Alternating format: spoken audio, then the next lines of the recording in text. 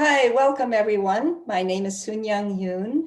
I was one of the organizers of the NGO Forum in Beijing 26 years ago. I'm here with Tanya Selvaratnam, and we are here to talk about two books. The first is My Memories and Messages for the Next Generation. This is open for registration today for those who attended the UN Fourth World Conference on Women. And if you weren't there, we have a second book, My Issues, Hopes, and Dreams. And this is for all the young artists, musicians, writers who would like to contribute something on their issues, hopes, and dreams. Here is the opening of the NGO Forum. We had 30,000 people at the forum, 20,000 over at the UN meeting. This is at the stadium. We could only fit 10,000 there, but it was a wonderful beginning. Over at the NGO Forum in Huairu, we had wonderful tents, and each of the tents meant something. We had tents for the regions, we had a youth tent, we had a peace tent, and we had tents for Indigenous people. We were in the mud a lot, but there was a lot of energy there and wonderful things happening. One of the wonderful things that happened for me was the emergence of certain themes. Beijing Women's Conference was very important because we acknowledged that all issues are women's issues. That includes, very importantly now, the issues which are the crises of our times, which includes climate justice, inequalities, and the COVID pandemic recovery. We also had a Beijing Platform for Action adopted by 189 countries, including most of yours. And we, to this day, hold this document up as the golden standard of policy for gender equality and women's empowerment. Another very important theme that emerged from this conference was unity with diversity. Here, from the right to the left, you see Peggy Anthropos from Jamaica, you see Roxana Carrero from Peru, Nolene Hazer from Malaysia, and of course, the very famous human rights defender, Charlotte Bunch from the US. Culture was a really important part of the Beijing conference messaging. This project called Global Focus is now archived in the National Museum of Women in the Arts in Washington, DC. Women sent 9 by 11, as I recall, inch pieces of work that were then made into a very, very beautiful installation in Beijing. Weaving the World's Women, the unity of women, was symbolized by this project where women from all over the world wove pieces to a certain dimension, put together by the Cambodian women, and then we took this piece to the Great Wall. I think what's preoccupied me the most is what happened afterwards. And one of the great stories I have about that is a group in San Francisco, led by my friend, Krishanti Demaraj, who decided that in order to do something after Beijing, they wanted to do something at home in San Francisco. And they were able to bring this UN Women's Human Rights Treaty, which we call the Convention on the Elimination of All Forms of Discrimination Against Women, to San Francisco. And San Francisco became, in 1998, the first city in the world to adopt a UN Human Rights Treaty as a legally binding city ordinance. To this day, that has had an impact so that we have now more than 50 cities in the US which have adopted CEDAW. That was the Beijing Women's Conference impact in the US. In the rest of the world, you can see it as well. Let me introduce now Tanya Selvaratnam. She's a film producer, actor, and author of many books. She's going to talk a little bit, if she wants, about her latest. But let's talk first about what happened in Beijing. So Tanya, welcome. Hi, Sinyan. Do you remember who this is? Of course, I remember Supatra very well. What was she doing there? Remind us. She was the main convener of the NGO Forum. I think she went on to become Minister of Environment or something back in Thailand afterwards. Yes, she did hold government office afterwards. Yeah. And who's this? That is the beautiful team. I'm sad I'm not in that Yeah, photo. I was almost going to Photoshop you in. And now, and I love seeing your dog. Well, in fact, what I can say here is that this was a pretty small team working in a shared space. Mhm. And it doesn't look like we could ever handle 30,000 people. But in fact, our great advantage, you remember the All China Women's Federation? Yes, of course. So because they were there, we were able to manage this. And because the entire conference was under the office of the Prime Minister of China, so many resources went into this from their side. Do you remember this Durga at the very end of the office? Yes, I do remember it. I remember that office very well. You know, there were 30 of us, I think, in that office, and it was so full of joy. It was most of the time. But then we all look like this when towards the end, like Durga. And who's this? That is me looking very fabulous and wild. And what were you doing in Beijing? What was your role? Tell us about it. So I helped coordinate the youth tent. It was, I believe, the first time that hundreds, more than 1,000 young people came to one of these international women's conferences. And we organized a youth tent, myself and Zoni Woods.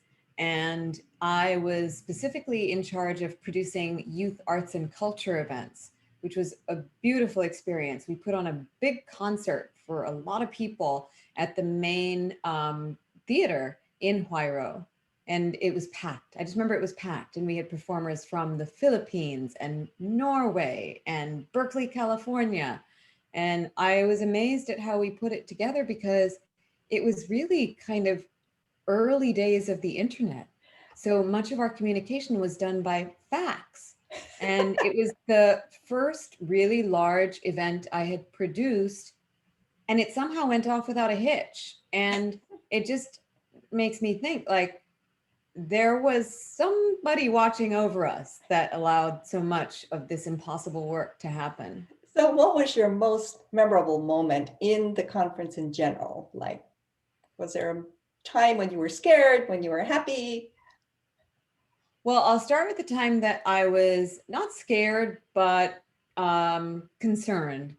And I think I was the only person on the organizing committee who actually spoke Chinese.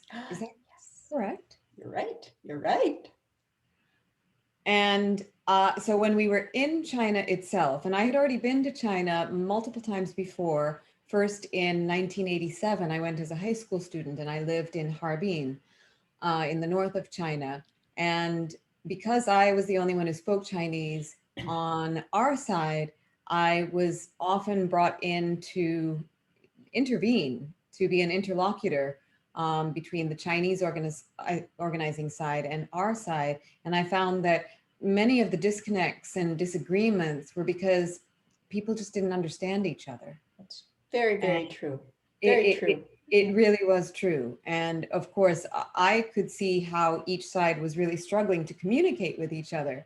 And I just think it is so important and valuable for people to learn each other's language. And if not, to have really great interpreters to be the go-between. Because so that, you know, there was a lot of friction. And that was unfortunate because I felt like a lot of the friction could have been avoided. But then my favorite memory were just like the friendships that I made, including with you, that have lasted to today. And also my favorite naughty moment is when a bunch of the younger ones snuck away from the main campus and we went to a local disco. And we kind of snuck in and people told us to be careful. But then of course, once we got there, we saw there's like a whole subculture that was going on. Which is That, much freer than what we thought was happening at the yeah, official conference. yeah, there were totally like people dancing and hanging out and wearing what they want. And so that was really fun for me to experience. And then yeah, go ahead. Yeah, no, well, I want to know how the conference, if it affected you personally in some way. I mean, as you grew and became this famous person? Well, I wouldn't say I became a famous person, but the conference dovetailed timing wise at a juncture in my life when I was really figuring out my path. And being at the conference and being amongst thousands of women from all over the world, and back then also non-binary women, although we didn't have that term then, and learning from them and partying with them and marching with them and protesting with them completely shaped the trajectory of my life. It is the single most influential factor on the choices that I've made since then. And it also resulted in many positions that I've held after the Women's Conference, because that's what led to my work with the Ms. Foundation, my continuing work with you for the World Health Organization, and on and on and on and on and on. And talk a little bit about your latest book. My book is called Assume Nothing, A Story of Intimate Violence. It is a difficult subject, but one that I know will do a lot of good. It is the story of my own experience in an abusive relationship with the former New York State Attorney General, and how I got out and got agency over my life, my body, and also my narrative. And the book provides lots of resources for people to spot, stop, and prevent intimate partner violence in their own lives. And I'm excited that the book is being turned into a television series. It's been optioned by ABC Signature Disney Television with Joanna Coles executive producing. And that is really wonderful because it means that the message of the book will reach a larger audience. What a wonderful bookend to the Beijing conference. We are so proud of you, Tanya. I, by mistake, actually went to the next slide, but then here we are. We have Fatemah Khafagy, who is the co-convener of the Arab States Feminist Network and founder of the Alliance for Arab Women. And Fatemah, just before I came with you, I found these slides. Were you at the Amman regional meeting? Could you unmute yourself and talk to us a little bit? Yes, yes, I was in the preparatory meeting of CSOs in Amman, and that was like some sort of a smaller rehearsal of what is going to happen in Beijing, but only for a region. So I can imagine, you know, for so many regions of the world, how it looked like. So it was really, for me, it was the first time to attend such a big Arab convention with, you know,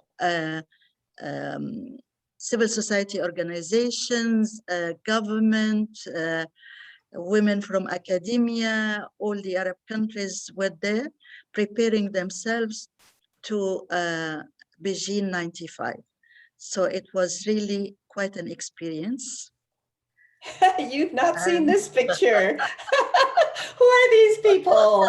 Go from left. Isn't that Haifa? To the left. Yes, Haifa. We meet until now because she's in the Arab League, and Emily Nafa, the greatest Jordanian feminist and lawyer, and who's that? And politician. And this is my mother. And what is her name?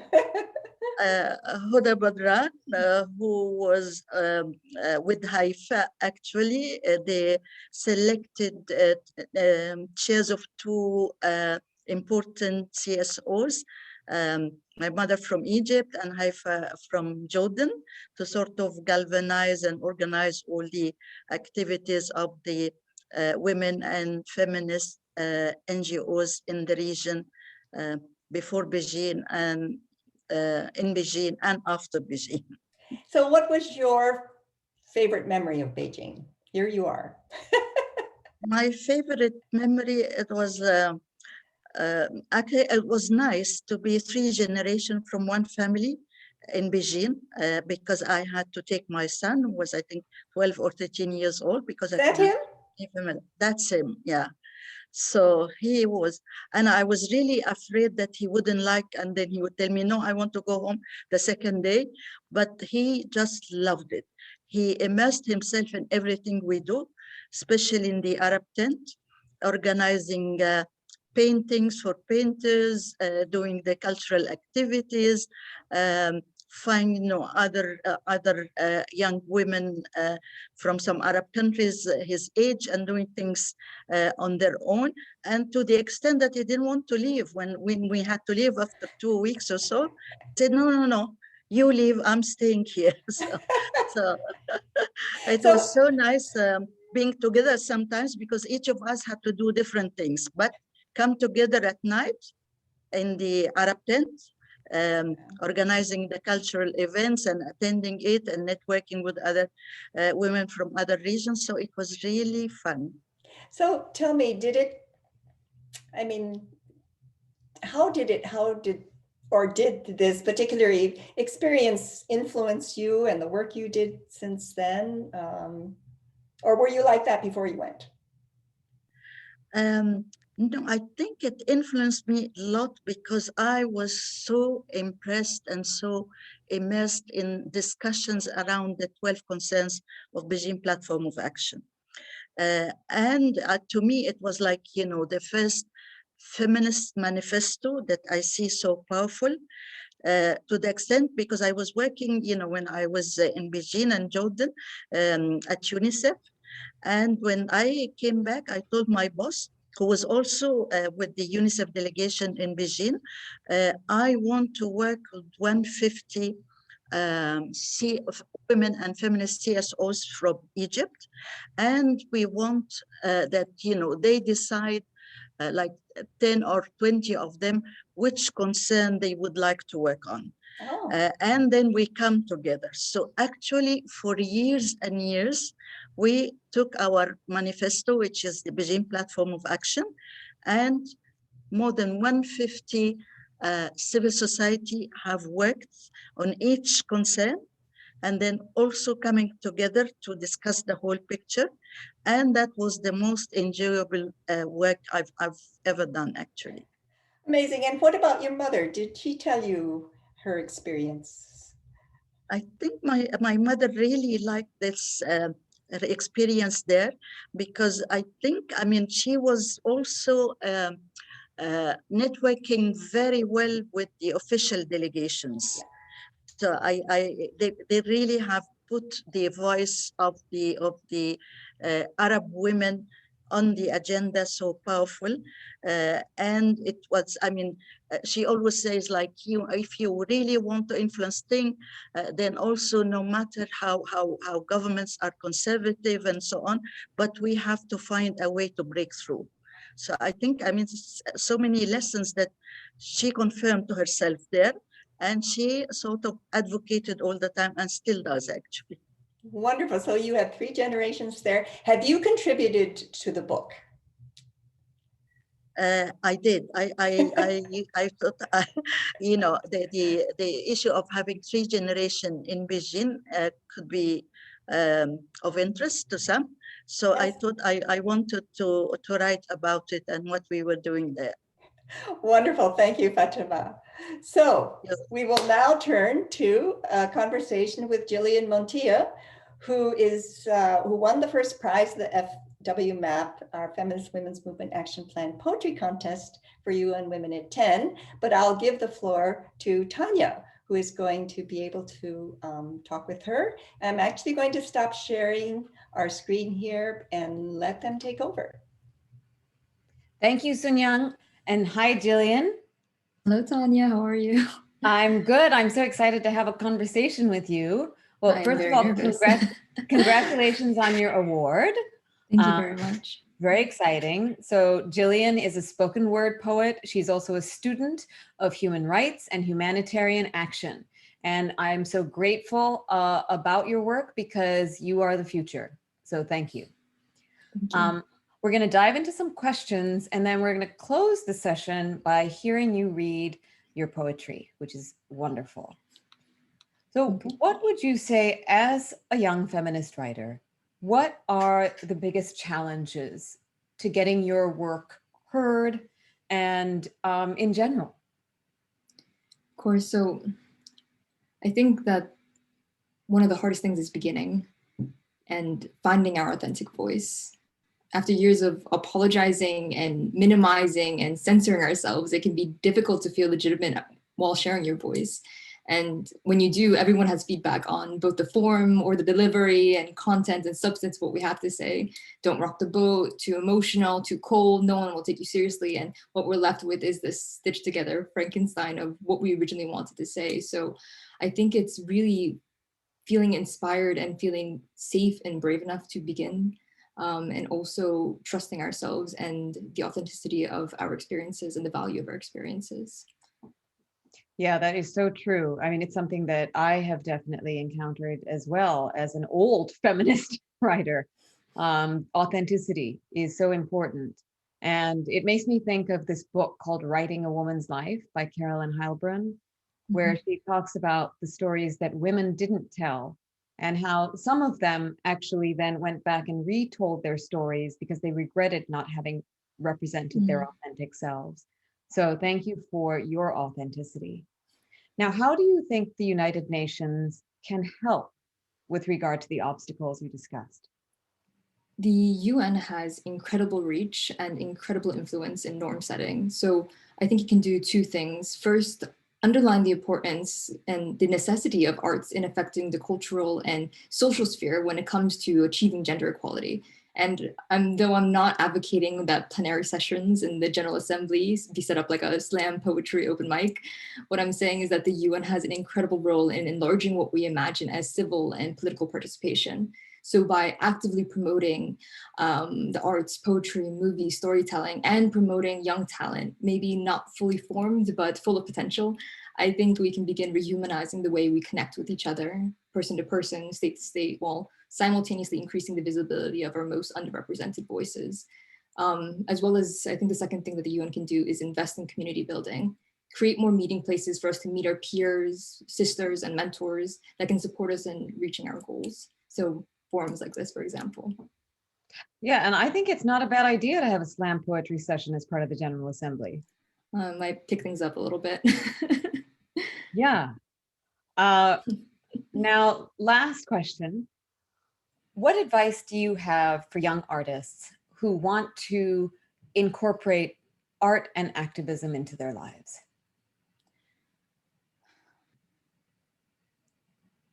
I think that I wanted to originally say that we lack the resources to have voices be put out there. But as we see how quickly things can go viral on TikTok, on social media, maybe that's not the thing. I think what the thing is that we don't find value in our lived experiences. We don't find ourselves legitimate to begin with. So finding value in the way that we trip up on our words, the ways that we want to tell the way that we've experienced discrimination, the ways that we've overcome it, and sharing that in the ways that feel most comfortable to us, whether that be graphic design, whether it be through filming or painting or writing poetry, but just putting yourself out there. I remember when I started first submitting poetry, I would send the email, close my laptop, and like run away and just pretend that I never even did it in the first place. But it was only recently that I started sharing it even directly with my network, with my friends, and most people didn't even really know that I wrote poetry to begin with. And I think we have to be less afraid of claiming our voice and our vision and the way that we see the world, and because it's important, it's valuable, and it's legitimate to begin with. So. Well, I'm so grateful that you have shared your poetry with the world and that you are now going to share it with us. So just briefly introduce the poem. I am going to turn my video off and we're going to close it out by hearing your beautiful words. So thank you, Jillian, for this conversation. Thank you, Tanya. So this is a piece called Mama Told Me. Being first generation Filipino American, I have so much admiration for what my parents had gone through as new immigrants into the United States. And so this is pretty much just a conversation between a negotiation within myself, with my new country, and with my mother as well. So Mama told me. When Mama arrived here, she told me to ask you, let me learn your language.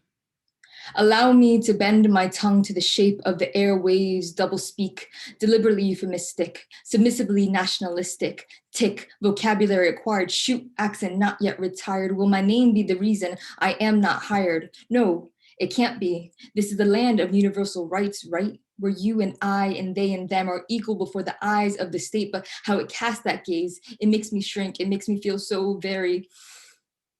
Mama told me to ask you. Let me learn your language that condemns me threat and you hero, that casts me victim and you savior. I mean that graciously, bravely brands my vulnerability for what it is, deserving of protection. Let me learn your language so when I have the chance, I can tell you what you want to hear.